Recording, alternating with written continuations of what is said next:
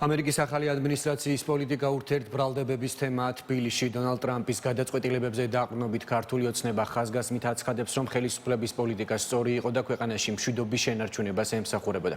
მმართველი გუნდი კიდევ ერთხელ აკრიტიკებს ოპოზიციას და დარწმუნებულია, რომ ოპონენტების მიზანი გარე ძალების დავალებით ქვეყანაში მეორე ფრონტის გახსნა იყო. ბრალდებებს არ ეთანხმება ოპოზიცია, სადაც ქართული ოცნების ხელისუფლებისთვის რუსეთის მიმართ სანქციების დაწესების მოთხოვნას კატეგორიულად უარყოფენ. თათია მაყაშვილმა მოისმინა მხარეთა პოზიციები, რომელიც ახლა პირდაპირ ეთერში გვერდება. თათია. მას შემდეგ, რაც დონალდ ტრამპმა გააჟღერა საკუთარი პოზიცია უკრაინაში მიმდინარე ომთან დაკავშირებით და უკვე მიიღო კონკრეტული გადაწყვეტილებებით, კვლავ განხილვის საგანი გახდა თუ როგორი იყო ბოლო 3 წლის მანძილზე საქართველოს მთავრობის პოზიციონირება რეგიონში, უკრაინაში რუსეთის შეჭრის დღიდან. იზიარებენ რა საქართველოს მთავრობის წარმომადგენლები დონალდ ტრამპის პოლიტიკას, რომ დამყარდეს მსოფლიოში მშვიდობა და ასევე საქართველოში შენარჩუნებული იყოს მშვიდობა. დღეს ირაკლი კობახიძემ საქართველოს პრემიერ-მინისტრმა განაცხადა, რომ ეს უკანასკნელი გულისხმობ საქართველოში მშვიდობის შენარჩუნებას. საქართველოსთვის იყო ძალიან რთული, იქიდან გამომდინარე, რომ მთავრობას მოუწია, რომ გამკლავებოდა როგორც გარე, ისე შიდა გამოწვევებს. ამაში ირაკლი კობახიძე გულისხმობს მაგალითად კონკრეტული პოლიტიკური აქტორების მხრიდან და არა მხოლოდ საქართველოსთან გაკეთებულ განცხადებებს, მაგალითად სანქციების დაწესებასთან დაკავშირებით, ასევე უკრაინაში მოხალისეების გაშვებასთან დაკავშირებით და საქართველოსთვის კანდიდატის სტატუსის მინიჭებასთან დაკავშირებით, როდესაც პირველ ეტაპზე საქართველოს არ მიენიჭა კანდიდატის სტატუსი.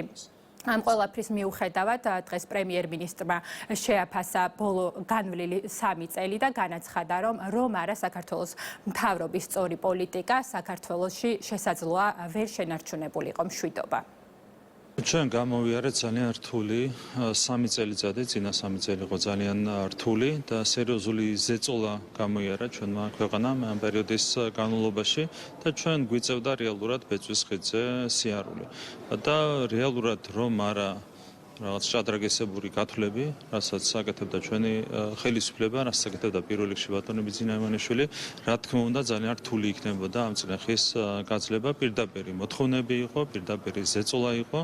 გახსოვთ, რამდენად რთული იყო განსაკუთრებით ომის დაწყებიდან პირველი დღეები, როცა ჩვენ განითხოვდნენ სანქციებთან მიერთებას, რაც პირდაპირ გამოიწვევდა როგორც ესკალაციას, ასევე გამოიწვევდა ეკონომიკის ჩამოშლას, ჩვენ განითხოვდნენ მებრძოლი მოხალისეების გაგზავნას, რაც ნიშნავდა პირდაპირ ქვეყნის ომში ჩართვას და გარდა ამისა, ჩვენ ბოლომდე ღიად მაინც არ ვსაუბრობთ იმ ზეწოლაზე, რომელიც ხორციელდებოდა დახურულ კარს მიღმა, იქ უკვე ღია ტექსტებით იყო საუბარი ომში ჩართვასთან დაკავშირებით, პარტიზანულ ომზე გადასვლასთან დაკავშირებით.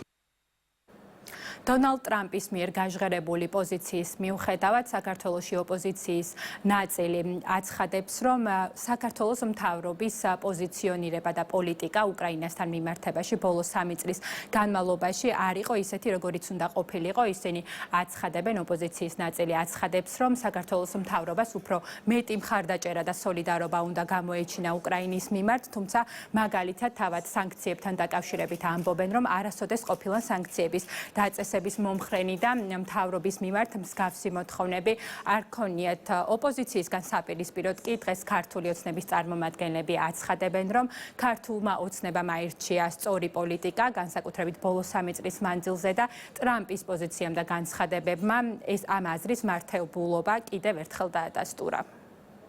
სამწუხარო გაუგებრობა მალე იქნება აღმოფხრილი და საბოლოო ჯამში პრეზიდენტი ტრამპი და პრეზიდენტი ზელენსკი შეთანხმდებიან ჩვენი საერთო ინტერესებიდან გამომდინარე.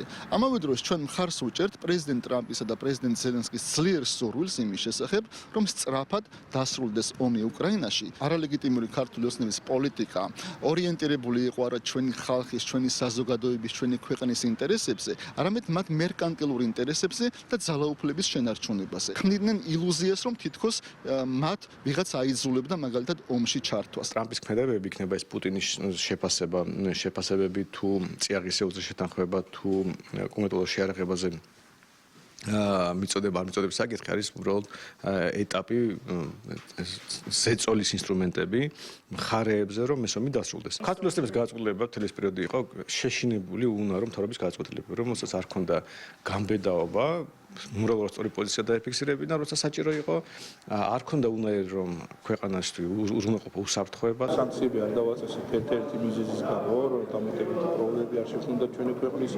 ეკონომიკას და ასევე დამატებითი მიზეზები არ ქონდა რუსეთს მოეხდინა ესკალაცია დამატებითი ჩვენი ქვეყნის ტერიტორიაზე და დიახ, სწორედ მშვიდობის გამო ვიღებთ ჩვენი საკულტურებს. განსაცდელი არის რეალური.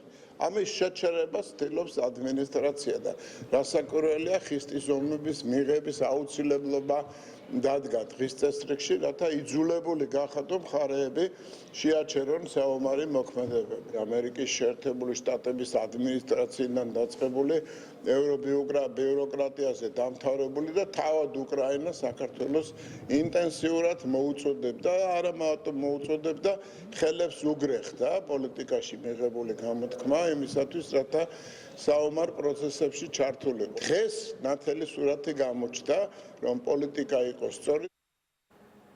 საკმარისი იქნება თუ არა უკრაინაში მშვიდობის დასამყარებლად პოლიტიკური და დიპლომატიური რესურსი რთული არის პროგნოზირება, თუმცა მართლ გუნდში ამბობენ, რომ მას შემდეგ, რაც დასრულდება რეგიონში ომი, შემცირდება წნეხი საქართველოსაც. მადლობა, ეს თათია მაყაშვილი იყო.